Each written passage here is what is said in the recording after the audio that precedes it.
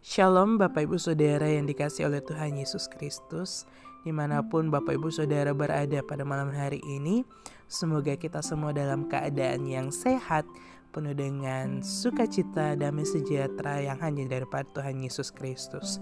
Pada malam hari ini kita bersama akan mendengarkan renungan malam dengan satu tema, melibatkan Tuhan berarti menghormati Tuhan, yang terambil dalam 2 Samuel pasalnya yang ke-5 ayatnya yang ke-17 sampai ayatnya yang ke-25. Tapi pada malam hari ini kita akan baca pada ayatnya yang ke-25. Saya bacakan. Dan Daud berbuat demikian seperti yang diperintahkan Tuhan kepadanya, maka ia memukul kala orang Filistin mulai dari Geba sampai dekat Geser. Ketika itu Daud telah diurapi menjadi raja Israel. Ia punya segalanya, jabatan, kekayaan, dan tentara.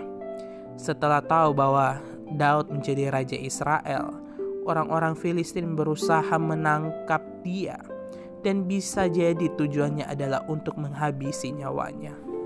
Ketika mendengar hal itu, Daud tidak langsung bertindak dengan menghimpun kekuatan dan mengumpulkan orang-orang pilihan atau pasukan tentaranya lalu mengatur strategi perang menghadapi orang-orang Filistin, atau meminta nasihat kepada penasihat pribadinya sebagaimana biasa dilakukan oleh pemimpin atau raja.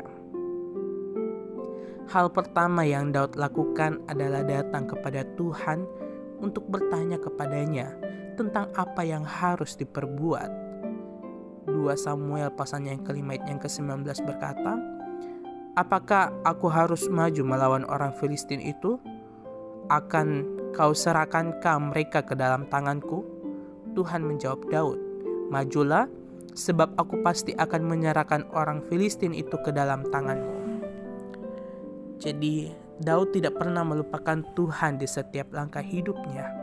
Ia selalu melibatkan Tuhan di setiap keputusan dan tindakan. Ia selalu mengandalkan Tuhan.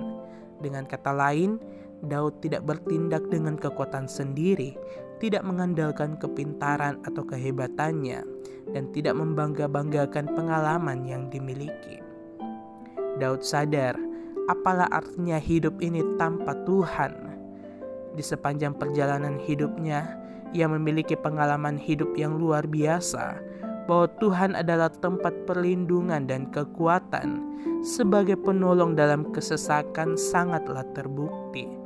Mazmur pasalnya ke-46 ayat yang kedua. Ini menunjukkan betapa Daud punya kepekaan rohani, suatu kemampuan untuk memahami dan menempatkan kehendak Tuhan sebagai yang terutama. Seorang yang peka rohani selalu belajar bagaimana agar hidupnya selaras dan seirama dengan hati Tuhan. Sebelum bertindak, Daud bertanya kepada Tuhan, dan setelah mendengar jawabannya, ia pun taat melakukan apa yang Tuhan perintahkan. Karena selalu melibatkan Tuhan dan mengandalkannya, Daud berhasil memukul kala orang-orang Filistin. Sebagai kesimpulannya, melibatkan Tuhan dalam segala hal adalah bukti bahwa seseorang sangat menghormati Tuhan dan menghargai Dia. Puji Tuhan, renungan firman Tuhan pada malam hari ini sampai di sini.